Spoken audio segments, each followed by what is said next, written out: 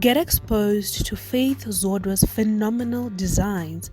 Ntombizodwa faithzodwa is a graphic designer who has a business that specializes in logo designing, branding, print designing, drawing, illustration, packaging, and painting. She also does drawings with subject matter of people such as self-portraits, nature still lifes, and landscape. Get in touch with her and find out more information regarding her exquisite work by emailing ntombizodwa.faith.12@gmail.com. Further information and website is found in the description below. Hey everybody, and welcome back to another episode of Divulge Talk Show. My name is Moma Bandi and welcome to the 4th episode. So today we're going to be talking about the importance of exposure. So we are who we are today because of what we've been exposed to. We are people are doing bad because they've been exposed to bad things, and people are doing good because they have been exposed to the good.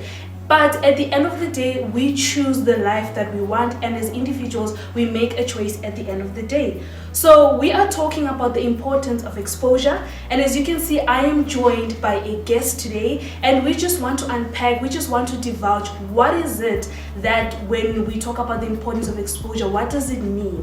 So just a quick introduction. My guest today is an aspiring oncologist, a student at Nduvle's Midrand campus. She is doing her undergraduate degree in biomedicine. She has held leadership positions in the community, church, and school. She also has her own YouTube channel called Love and Inspire with Ima. So ladies and gentlemen, please welcome Dr. Immaculate Nomathemba Ncube. Thank you so Welcome much. to the show. Thank you, I'm happy to be here. Are you excited? Very. Is it? Yeah, and a little bit of nerves. Really? Okay, so before we start, I just want to ask you two questions. What is your favorite song currently? Favorite song. Zoe by Moses Bliss. Okay, I don't know it, but alright. And if you had to choose one type of food to eat for the rest of your life, which one would it be and why? Pizza. Because Me too. because it's bread with meat, something on it. Sometimes with fruits like pineapple. So The things I don't like are with fruits. It's that's the fruits thing. in the microwave. Yeah. What? No, Okay. doesn't do it. But yeah. Alright, so just tell us a little bit more about your YouTube channel, because I noticed you recently started a YouTube channel. Just tell us, what is it about exactly? Okay.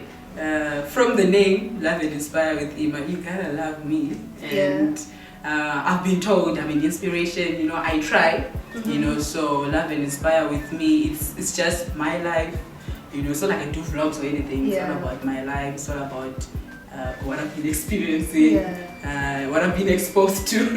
And it's nothing much, but it's something that I'm starting, and it's very, very new, so I'm hoping to grow with time. But that's all about it. Love And Inspire. one of the videos you did was about exposure. It was. I kind of started it a while ago, working on the next video. But it is on exposure because it had happened just after I was in Zim, back home at the rural areas, and it just hit me that I'm different from these people. Then I had to realize, like, nah, man, let me do something about this. Let me try to let the people know out there that there's another life this side. So yeah. So I'd like to believe you are sort of like the brain behind this topic, because I remember you spoke about it, like, I want to talk about exposure. Right. What does it really mean to you? Of course, now you've emphasized you went to Zim. Obviously, that was a different type of exposure, and comparing rural areas and suburbs. So what does exposure mean to you personally as an individual? It's all about all our five senses. What does exposure mean to me? The moment where you get a smell that that I've smelled this before. It was something like that, because I remember when I went back to our rural areas, I was 12. So going back again now at 22, I just realized that it reminded me of something. It reminded me a little bit of me, and smelling the cow dung and everything again, it just brought other memories, maybe of my grandfather when he was still alive before he passed. So I wanted to share all those experiences I had at 12 and bringing them back again at 22 and sharing with everyone else, like, no man, it's good to always go back to where you came from and all our senses are involved in our exposure. What you see will always, come back one way or another. And that actually brings me to my next question. Maybe can you just talk about what you have been exposed to as a child, as a teenager, now as an adult, that has actually made you who you are today? You can just talk about factors or situations or whatever that has molded you to be the person you are. Okay. So the other thing is, that was not in my bio, I'm a pastor's kid, right? Yeah. So growing up as a pastor's child, my parents been pastors back in Zimbabwe before they came this side for missionary work. So I've been traveling with them. Okay, we've been traveling with them, me and my siblings and other family members. So I've been exposed to, in Zimbabwe they have this other Shona language, the Korekores. I've been involved with the Korekores. I've been exposed to the Ndaus. I've been exposed to the Vitoris. So that's my experience moving around with my parents, from a very young age, to a point where I had to stay behind when they went for missionary work, and I had to live with other people who are not my family or my relatives. So getting to live with other characters, one, not your relatives, one, not your family. That's another different type of exposure. Exactly. You learn so much from people who are not even your family. I learned different types of discipline. I've been disciplined by different types of people. And coming to South Africa now, I've been exposed to my parents. When they came to this side, they were pastors in Mamelodi, Pretoria. So in Pretoria, they have a little bit of Sotho, Sepedi. I've been exposed to Sotho speaking people, Sepedi speaking people, so Kabua, and then there was Cape Town, and I've been exposed to Xhosa speaking people, so I can speak Xhosa, I can hear Xhosa, and now they are in Bloemfontein, where they are Sotho speaking people, so I can speak a bit of Sotho. So I've been exposed to, you mentioned something about factors that have contributed to this experience of my life.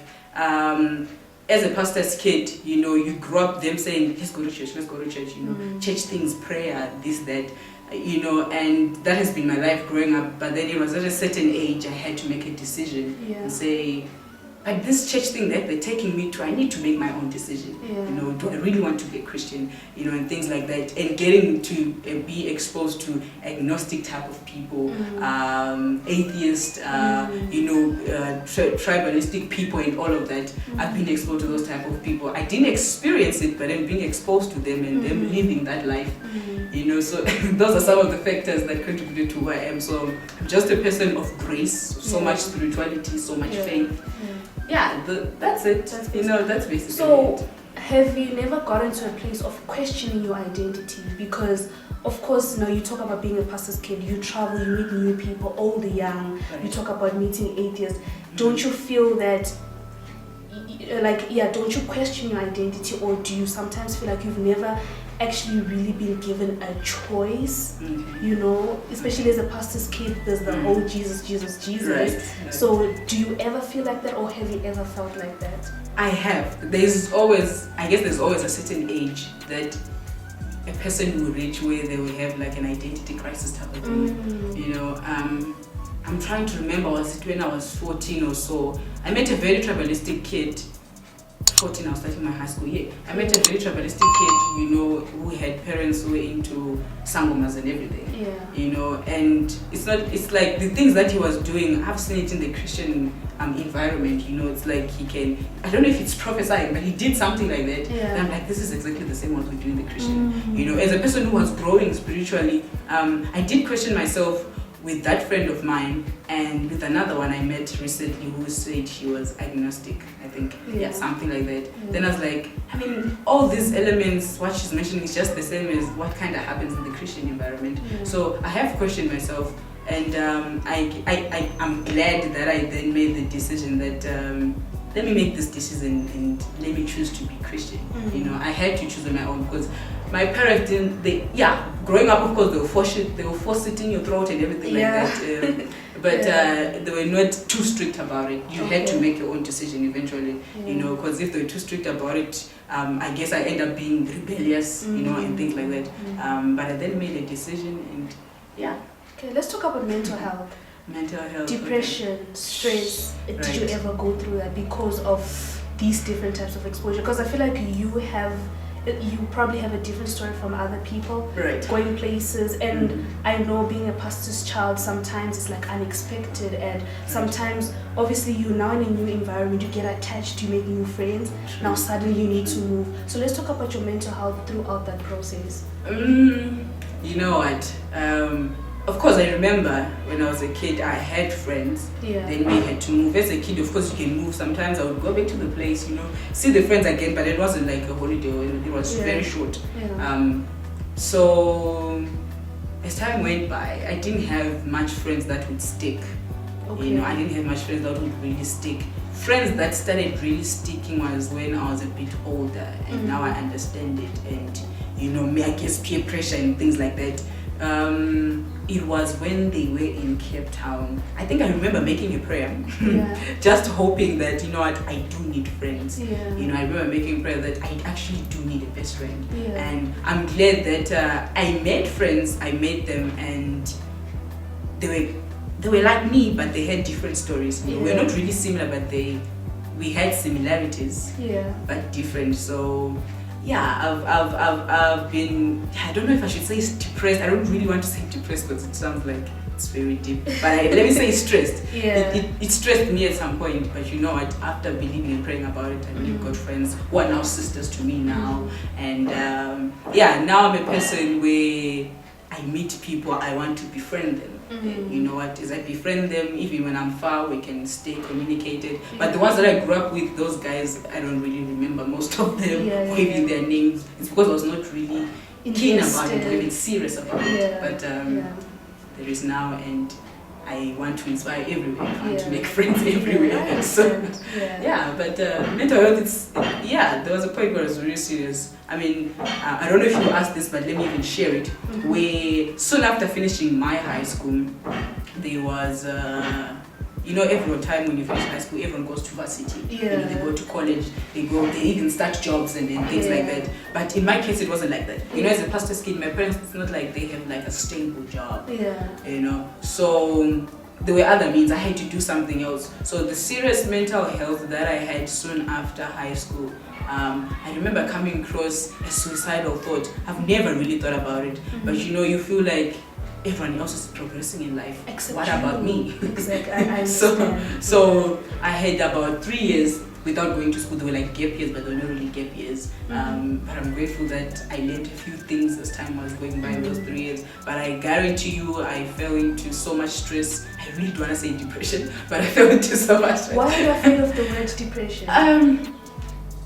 Most African culture. No, if it's depression, it's depression, and it doesn't mean that there's something wrong with you.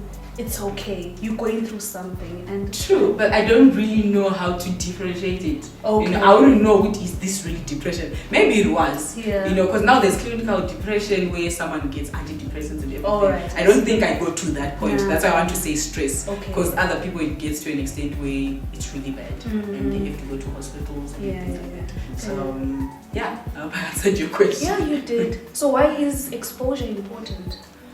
Since it's the main topic.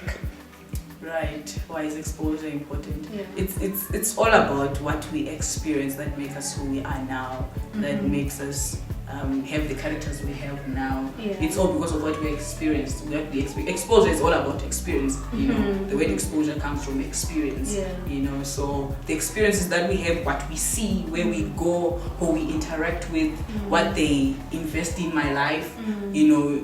Same example, my parents, they invested things of Christianity, things of faith, things of grace, and I've came across different types of people. So exposure is that important because the moment you're exposed to a life of people who are readers, you become a reader. The moment you're exposed to people who like to express their feelings and all of that, you don't really fall into too much mental stress or anything like that because they've created a safe space for you to open up. That experience will be good for you. That experience. So people don't really have that in other places. So the other thing about the importance of exposure in the African environment, we really don't have much young people exposed to the other Western cultures. Just like the example I gave at the rural areas, most of my cousins from that side, they're not really exposed to the Western life that I've been exposed to. Music, television, phones, tablets, smart TVs, YouTube and all that. They were not really exposed to that. So that's how it's important. exposure is that important, because I feel like if they were exposed to what I was exposed to as well, they will be different people from what they are now. So yeah, that's exposure. Good. And when I was actually like thinking about this topic, one of the questions that it was like me asking myself, is bad exposure bad? Yes and no. You know what? Bad exposure can be really bad to a point where you start doing those same behaviors. I'm trying to give an example. Let's say of an abusive father. Right. Let's say a child grows up, because that's bad experiences. It's very bad for the child. It's traumatic, and when they grow up, they are likely to do those same things. I'm not a psychologist or anything, but based on things we read, right? Yeah, exactly. It's common sense, and based on things we read and what we watch. So this child is experienced to an abusive father. Maybe we used to beat them, and him or her, and their mother. That child is likely to grow and do the same thing. I say yes because they can choose not to do it. The moment they're exposed maybe to other people who don't do it, and then try to see that no, it's normal not to hit a woman. It's normal not to beat your children. So it's bad because they can do it. It's a yes or a no because they choose not to do it. Yeah, it's a choice. So bad exposure can be bad, or bad exposure can be good also. It could be good for the experience and to share eventually, to share with other people, like, no, you don't have to do this. Even though you grew up like this, you don't have to do this. So. Have you ever been exposed to something bad that has made you better? That's a good question. Have I? Yeah, I believe so. I don't think it's something I can really share, but yes. No. No, I'm not going to really share about it, but then yes, I have been, and the reason being is I think I fell into that behavior at some point, and then I had to stop that character. The moment I stopped that character, it was the moment I started talking about it. So the moment I started talking about it with certain people and certain friends, the moment where that behavior or that character ceased in my life, So I remember literally sharing that experience to certain friends last year, and I realized I opened something to them. They started opening up about all of that. So yeah, I have been, and it made me better. Yeah, even spiritually or even in faith. So yeah, I guess everyone kind of does. Yeah, I think we do. I think for me also, I've been exposed to bad, and at times I'm very grateful. Just like, I actually thank God I went through that bad thing, because it made me who I am. It's made me better, maybe more responsible, whatever. So, but like you mentioned, sometimes it's not good because of the trauma, the childhood trauma and all those kind of things. Now when you're an adult, you start having the bad behaviors like you're talking about. So yes and no, I think that's actually true. And do you feel that there's such thing as, how do I put it? I want to use the word limited, but I don't know if it's the perfect word, whereby do you feel that as people, what we've been exposed to is enough to take us through, or we still need more exposure in order to grow? Some people have died, and they didn't get a chance to experience more. Sometimes what we experience could be a result of certain circumstances at home and everything like that, and sometimes not everyone really reaches their destiny. Some of the experiences we have, are they because of our destiny or because of certain circumstances? So yeah, I guess we can say limited exposure. It's different for everyone. The moment the person feels like, I think there is more out there, let me go for it. That's good then.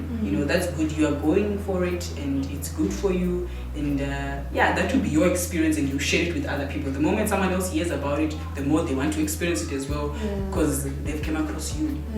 So yeah, I guess there is something called limited exposure. And still on limited exposure, because you mentioned something about African households and families, where there's always that thing whereby we're being told you need to be a doctor. There's nothing wrong. I know you're studying something like that, but you need to be a lawyer. And I feel like sometimes there are certain people from certain generations who have not been exposed to something further than that, like content creation. I've noticed that sometimes people talk about career guidance and they don't talk about content creation because, oh wow, it's not really as paying yet. Well, I don't know, but I feel like it is True, now. So it's those things like, how do we break the barrier of limited exposure, if I can put it that way? That's really good. I mean, we can always try with content creation, honestly. You see, I've seen content where some of these guys go to the rural places, and the moment those kids see that, what is that? Is that a camera? You know, something like that. Yeah. You know, this kid will ask themselves, what is that? You know, the moment that person comes, or even where, like for example, other kids were not exposed to maybe white people. The moment they see a white person, it's like, hey, what's going on? Yeah, and vice versa. Is this a human being? Yeah. You know, or something like that. So, I mean, we can always try. I guess now we're touching content creation. I think content creation is actually going to be something that's going to reach there. Because the moment people go with their cameras in there, the more people will be exposed to these things. Yeah. And I don't know. I'm trying to really answer your question very well, but. Yeah, I mean, it's a really good question. I guess it's something that we're learning every day. Yeah. You know, honestly, we will have to try. We really have to try. Yeah. I don't know with what, with television, you know, with radios, you know, the moment they hear it, you know, something like that. Yeah, that's actually true. I think just trying to, like you mentioned, rural areas. I think there's so much, what's that word? Digital something. Can't get it, whereby there's just that division where obviously when you are in the suburbs you are exposed to more. Now you know that I've got options. I can be a tennis player, I can be a swimmer, and in the rural areas obviously it's always those maybe 5 careers whereby someone is teaching, exactly those, those kind of things. So I was actually listening to a podcast this morning, and one of this lady was saying that as people we don't have the right to blame our parents or the previous generation because we have not been exposed to greatness. But even if you haven't been exposed to greatness, you should still strive for greatness. That's a true point. But what if that person has never been exposed to that? What happens there? That's something to discuss. We should continue listening to the podcast because I really don't know how best I can contribute or even answer to that. That's really a good question. But I could say, strive for greatness. I mean, you can just really try. You know what? There's something about this conviction. The moment you feel like, this is not for me, I think I can go for extraordinary. The moment you feel that, I think that's why you should try to strive as much as you can. Even when you reach something, ask, you know, even if it's in the rural areas, these teachers that teach at rural areas, you know, they can always try to teach and to expose you to the little knowledge that they have. And they can always ask, and maybe they have connections even in the city. They will try to connect you to, you know, to what you are trying to look for. You know, so even though I also feel that it's not that easy because of what we have access to and all those kind of things, but I think it is possible because we hear stories of people who did not have anything, no family, no nothing, but they still made it. So I think also it's a personal thing. You see, that's what I'm saying. The moment you feel it, the moment you know, you of feel course, it. this person knew. No, I mean, there's something else out there for me. Now that you've spoken about your like being a Christian, being a pastor's kid, and all those kind of things, what does exposure do to a person spiritually? Because you obviously touched the mental thing, even if it was like your own personal experience. But what does it do to you spiritually? Because we can talk about the emotions, we can talk about psychology, mentally. Of course, we know those things like. What you're exposed to does affect you, but what does it do to you, to your spirituality? What are the experiences I got to do to my spirituality? Even on your personal experience as well. I mean, it has made me reach for God more. You know, the moment I mentioned a person that I came across who was tribalistic and an agnostic friend that I came across, it has made me to reach out for God more because there is nothing so sad that they started asking me certain questions about Christianity that I couldn't even answer. Like, for example, my agnostic friend, she started mentioning the reason why she left Christianity was because... Okay, before you go further, I'm so sorry. Right. Do you mind explaining what agnostic means? Oh, okay. I actually don't know. Okay, I really didn't Google it, but from what she said something like, it's not Christianity, it's not even Islamic or anything, but she said something that you believe in, it's towards science, not Scientology or anything, but you believe in wherever life takes you. You know, She's something going like with the that. flow. She's going with the flow. But then with the person with the Christianity background, you know, I mean, her type of agnostic is a little bit of Christianity, but you know what? I think we should find out more about this agnostic thing. Yeah. But she said something like that. Yeah. But yeah, where was I? Or the spirituality. Oh, yeah. yes. Okay. It made me reach out for God more because they started asking me questions that I couldn't answer. All right. You know, Okay. and I'm like, I can't answer these questions. Because the reason why she said she left Christianity is because there were so many questions she didn't get answers for. Then I'm like, hey, okay, I don't want to be in that area. So with Christianity now, some of these questions that we have great teachers of the Word of God, theologians, you know, who are pastors, who are willing to answer some of them that they can, you know, with the help of the Holy Spirit, of course, or with just grace. But some of them really God can answer those questions. So yeah, I guess it drew me closer to God, wanting to know more, wanting to grow. Don't be surprised next time my bio will be saying, Pastor Immaculate. Is that where you're going to go? Yeah, probably. Oh, that's good. good. I believe I have the heart for it. And I because of my experiences, I think my heart is ready. Yeah, I was actually about to ask, is it because you've been exposed to the pastoral environment? Like obviously besides your parents, but maybe other pastors, did it give you that, you know what, I can do this, I can handle this? Yeah, what I can say is it's not easy. Even if we had any other pastor here, I'm sure they'll tell you that being a pastor is not really easy. Like at the moment, I'm staying with pastors, right, who are not really my parents, but then living with them, their children and everything. Yeah, all that exposure, I felt like, you know what, I think if God is to call me, I'm willing. I remember hearing one statement that some pastors are called, some are really there in the ministry because of the passion. You know, at this point, I really do have the passion, and eventually, if God is to call me, I can also. You want to call that God? Okay. Yeah, for sure. So this is the last segment. I want us to talk about the generational differences when it comes to exposure. Okay. Because we live in the fourth industrial revolution. The emerging generation, we've got Twitter, we've got Facebook. Right. I don't have to wait 2 weeks to hear that this and this happened.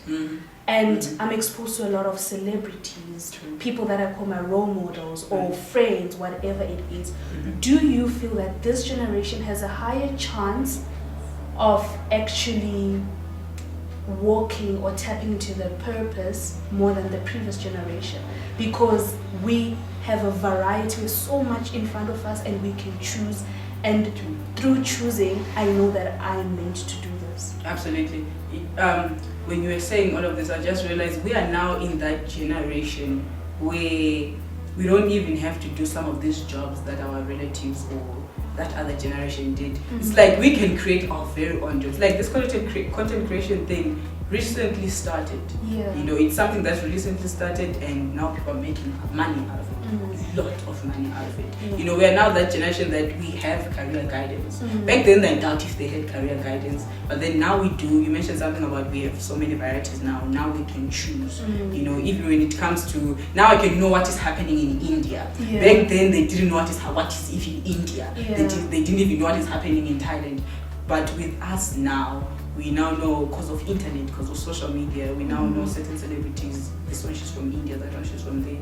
So with all of that experiences that we have, we are definitely likely to reach our purposes. It may not be really what we're destined for. It's just because of our experiences, our exposure, the things that we have, the things that we're exposed to, you know, because from television and social media and everything. So that's the major difference that we have with the generation back then. But lucky are our parents and grandparents who are still alive in this fourth in the industrial revolution, because they get to see what is happening now. They get to see where their children are going tomorrow, you know. So that's the major difference, basically, because of internet. What do you think? Do you feel you've discovered what your purpose is on earth? No. Okay. Now, I don't want to say yes, but I feel like I'm on my way there, and I feel like I actually am on the right path. You know, sometimes when you're on your way, there's a book that was written by Dr. Masman, Pursuit of Your Purpose, something like that. I don't remember finishing to read the book, but he mentioned something in there that made me realize that, nah, man, I'm actually in the right path. So Yeah. What did you say? I'm really trying to check. In pursuit of your purpose, probably chapter 2. Really, I'm not really 100%. I don't want to lie to you, but I don't really want to lie. Yeah. But then in every Dr. Miles Monroe books, he has like at the end of every chapter, he has like these notes where it's like a summary of what was the previous chapter. Oh, right? I see. So I see. if you look for the book, you will see. Yeah. So in pursuit of your purpose, and then you discover that I always wanted to become a doctor and everything. Yeah. So in my bio, you mentioned oncology. I don't really want to become a doctor in oncology. I just want to become a researcher in oncology because I've realized that there's so many varieties in biomedicine. So why just go for medicine if I can go for that? In biomed. So that's why I chose biomedicine instead of medicine because there is so much in biomedicine. Who inspired you to actually study what you study? My mother. She's not really a doctor or anything, but knowing the story that my grandmother was a medic of some horse riders back then, and she really didn't pursue nursing because she was young, she had to get married and blah blah blah. And then came my mother, where she said she almost went to medicine when a friend of hers told her about Cuba back then, but she didn't go because of finances. Her father had passed and all of that. So after hearing all these stories, I realized that so this medical thing is actually in my blood, so why not? So I would say my mother and my grandmother inspired me to go for this career, and I hope my sisters will choose otherwise because not all of us should go in. I mean, if they're all good, then it's a family thing. I mean, there is now so much out there. They can do something else. No, but if they feel like they can go for it for sure. Okay, I think that's everything. I don't know. Do you want to wrap up? Do you want to say something about exposure? I think I've said so much already. So if I'm trying to pick a little, you know what? Make better choices. Honestly, the moment you go somewhere, just remember that it's going to be another experience.